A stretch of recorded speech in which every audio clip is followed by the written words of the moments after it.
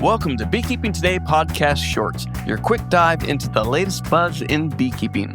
In 20 minutes or less, we'll bring you one important story, keeping you informed and up to date. No fluff, no fillers, just the news you need. Brought to you by Better Bee, your partners in better beekeeping. Hey everybody, welcome to this Beekeeping Today Podcast Shorts. Hey, let's get right into it. Sitting with Becky and me today is Steve Coy, president of the American Honey Producers Association and of the Coy Bee Company. Longtime listeners of the podcast will remember Steve from being on the podcast talking about Russian bees, as he was president of the Russian Bee Breeders. Is that correct, Steve? President? Yes. Russian honey. Yeah, I'm a past president of the Russian Honeybee Breeders Association. Yeah, very cool. And we'll have to have you back on to talk about the Russian bees, because we constantly get questions and interest in the Russian bees. But today, we've asked you to come in, talk to us in your capacity as the president of the American Honey Producers Association about the recent losses and also the cutbacks in the USDA programs that have been going on in the last couple of weeks. So thank you for joining us. Well, thanks, Jeff and Becky, for having me. I wish it was under different circumstances, but I'm glad to talk to your listeners about what AHPA is doing and what we think is we can do in the future. Yeah, thanks so much for being here. So just a quick recap on because this is changing daily. This is we're recording this on Monday morning, and as of this time, we have Monday morning, the 24th of February. We have the latest from the Project APIS-M. They've divided it up into hobbyist sideliners and commercials. The roughly 50% of all hobbyists have experienced losses. 54% of sideliners, and then up to 62% of commercial beekeepers have all experienced losses from June to now for the season, and that's representing a big impact to the industry. Yeah, I think you said have experienced losses, but I think you meant have lost that many percent of their bees. Thank you. That's a big difference, because I bet almost everybody's experienced losses. Right. Yeah, the experienced losses is a constant year-round thing. Yeah. But yeah, so there were over 700 people who responded to the survey that they when they stopped counting about a week ago.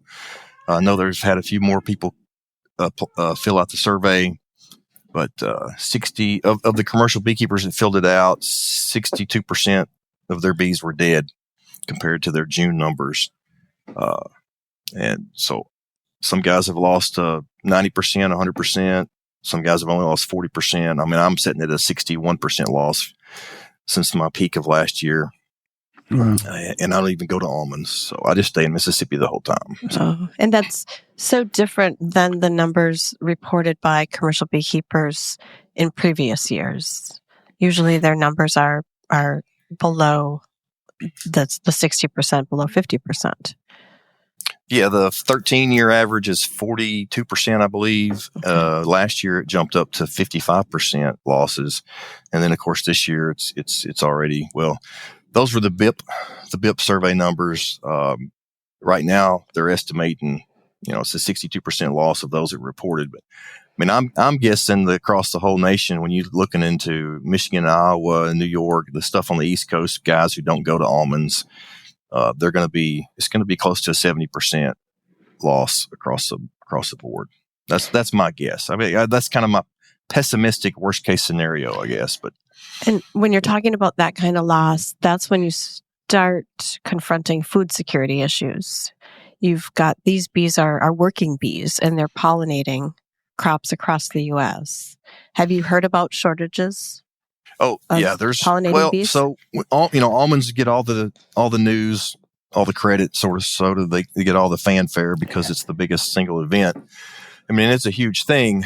There are not going to be very many almond acres without bees because beekeepers are so ingenuitive. I get that's not right. They work so hard that they're going to make sure that as many acres of almonds that need bees get bees, but there's not going to be very many acres that have good bees. I've heard reports of guys sending 4-framers out there and getting paid ridiculous prices for a 4-frame of bees, because the almond growers have to have something on their farm to meet their requirements for their insurance. So as far as how many acres we're going to be without bees, it's not going to be that's not an accurate way to represent the shortage, because almond growers are going to be willing to take garbage bees just to fulfill their insurance policies. But the number is going to be somewhere close to 500,000 colonies that should be going in. Well, I mean, they already have a million colonies are dead that they were planning on putting in the almonds that they know of. Yeah, John was talking last week about people seeing trucks of bees headed east, and someone, and they're saying it's just trucks of boxes. Yeah, wow, why are the bees going east? And no, those are dead boxes. That's not a good sign. Yeah, so I personally don't send. I just have about an 1,800 hive operation. I'm trying to get to 2,000 this year if I can make that happen. But I don't send any bees to almonds because I raise queens and make a few nukes. So I don't have to deal with that rat race and chaos. But I mean, I know a lot of guys that do, and it's been a pretty stressful 3 weeks for these guys. Yeah, it's just the beginning of pollination season, and then they move on to other crops. And right. So after almonds, and I don't know the exact order, but there's on the West Coast, there's citrus, cherries, and apples. Cherries and apples are the next two big things. But if they don't have enough bees for almonds, there's not going to be enough bees for apples or cherries. And then on the East Coast, I mean, there's guys from Georgia that go north. And they're either selling packages, or they're selling nukes, or they just move their bees up north and they do squash and the pumpkins and the cucurbits, and then they end up with in the blueberries and the cranberries. And so there's gonna be a shortage. There's going to be a shortage of good pollination size colonies across the whole U.S. this year. And not only from the impact on the food supply, if you look at it from pollination that standpoint, from the hobbyist beekeeper standpoint, those who are looking forward to getting their packages this spring, there's likely to be a shortage of those available packages come the end of April. If not a shortage, there will probably be a delay in when you can get your packages. Yeah. And all of this could translate into more expensive produce at the grocery store, and just it's not going to help with prices going in the right direction, which would be down or staying even, but it could potentially go up. It's definitely going to have an impact. Yeah. Or the produce people will just try to buy more supply from Mexico or foreign countries. Mm-hmm. So no matter what happens, it's not good for the American consumer or the other specialty crop producers. If they can't meet their demand, or if their prices are too high, and so then somebody else gets supply from someone else, well, then that hurts their business for years. And this bee shortage we're not going to recover next year. It's going to take 2 years. Right. Or maybe 3 to get back to this 2.7 million colonies that we had, if we get there. I was going to say that's 2 or 3 good years, right? Yeah. Yes. You can't rebuild if you've lost 70% of your operation. You can't replace those in 1 year. You can do it in 2 years, but not if you have another 60 or 70% loss. I mean, and some guys are not even going to get back to where they were. And importantly, nobody knows what exactly is happening. Oh, well, now that's correct. And there's people out there saying it's everything from the bird flu to who knows what else. I mean, there's, everybody wants to pontificate about what it is. And myself and AHPA have been pretty adamant that, like, we don't know what it is. We all have our own personal suspicions based on our own personal experience, but let's wait and see what the science says. Mm-hmm. We had a similar incident out of Florida. I believe that was last year, or maybe it was year before last. When they got bees to almonds, they noticed a significant portion of them were dead or dying, and they traced it back to an issue with I don't know the whole detail, but it has something to do with a couple of agriculture products that were used.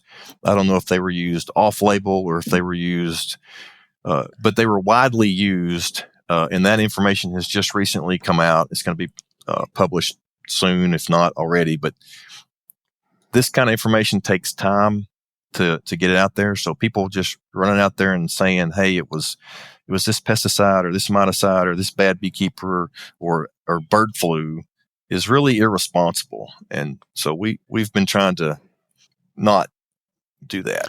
Well, along these lines, and very much relatedly, at the same time we're experiencing these high losses, we are experiencing losses within the primary organization, primary government department responsible for doing the research on this, and that's the losses in the bee labs at the USDA. Have you seen that, or how do you think that's going to impact what we find out? How quickly we find out anything? That's not going to have much of an impact on the initial data collection and data analysis. Mm-hmm. But if they can come up with something that says, "Hey, this is likely what happened," or "These are the factors that contributed to this death," if we have fewer scientists in the ARS bee research labs, it's just going to take longer to do that. I mean, yeah, Trump is he's the disruptor in chief at the moment, and there have been I know of one scientist that lost her job. There's been a couple of other scientists, I think, and I know there's been several research assistants or support staff at ARS that lost their job, and one particular lab that basically cut them in half of what they can do. So it's going to be tough, but our approach is let's just wait until all the dust settles. Trump's doing his thing. That whether you voted for him or not doesn't make a difference. He's doing what he's doing, and so let's wait till this is all kind of settled, and then we'll see where we can rebuild. And we may end up with a better bee research in the U.S. than we have now if we can have more cooperation with government and universities. But we're going to have to figure out how to make this work to our advantage because we are where we are in this situation. Right. We've had a number of USDA scientists, Jay Evans and Diana Cox Foster and others on the program. And the one thing that is so apparent is the collaboration that they are already doing with other universities and other research scientists out there. And so at the very least, when you lose that support staff, you're going to lose potential projects, which I've heard some have been lost, but also just the speed of data collection and analysis. So there's a lot of important work being done by the USDA right now to support honeybee health and in collaboration with other universities. And so we are going to see a slowdown at a really bad time, unfortunately.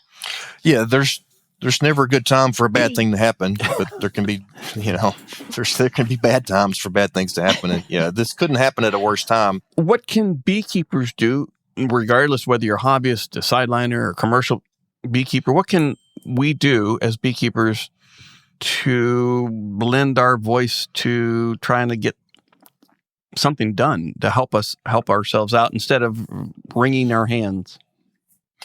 Well, when you're dealing with the federal government, anytime the federal government does something quickly, it's usually not very good it's only good for a few people. So you got to be patient. That's the first thing. Mm-hmm. If you would like to take the time to write a letter to the Secretary of Ag, if you've lost bees, you should write a letter that says, this is my business. This is the impact it has on me and my family and my employees. And we need you to do something, and you can send that to info@ahpanet.com, and we will pass that along to the Secretary of Ag. We sent 35 letters last week to the Secretary of Ag, along with the letter that I wrote asking for a meeting. You can still fill out the PAM survey. If you're a commercial beekeeper listening to this, please fill out that PAM survey because we need more commercial beekeepers to fill that out. And I just urge people you can have your own opinion of what's caused this, but please try to limit your social media presence on pontificating as to what was the real cause, because whatever the real cause is, if we can determine that, if that message gets lost in the chaos of social media, then we've all lost the benefit of all the hard work that these ARS scientists are putting in to find what the cause is. That's so well said, Steven. Nicely said. Is there anything you want to mention to our listeners before we wrap this up and in closing? Oh, well, as the newly elected president of AHPA, it's been kind of a chaotic first 2 months with everything going on. But just be patient, and if you're a commercial beekeeper, sign up for the ELAP program. If you have problems with the ELAP program, contact me. I can put you in I can get you into contact with people who can help. But just be strong and just keep on going. There's only one way to get through this, and that's to keep going forward. Steven, can you share what the ELAP program is for those of people who are familiar with the acronym? Emergency Livestock Assistance Program. The FSA, Farm Service Agency, started it back in, they incorporated honeybees into it, I think back in as far as 2008, but it's for commercial beekeepers or sideliner commercial beekeepers. When they lose colonies, it will pay, partially, you get about 50% of whatever they say the value is for a colony. But there's some, not intense, but there's some detailed record keeping that's required. But it's the only federal program that we have to support the beekeeping industry. Very good. Thank you. Well, thanks, Steve, for joining us today, and we look forward to having you back to talk about something happier, such as the Russian bees and how they're doing, and how people can find out more about Russian bees. That will be a good return to a good topic. Yeah, I'd be glad to come back, and thanks for having me today. And if anybody has questions about the American Honey Producers Association, they can find us on the website, or my email is not hard to find. Email me, call me. I'll answer the questions as best I can. Thanks a lot, Steve. We appreciate it. Thank you. Thank you.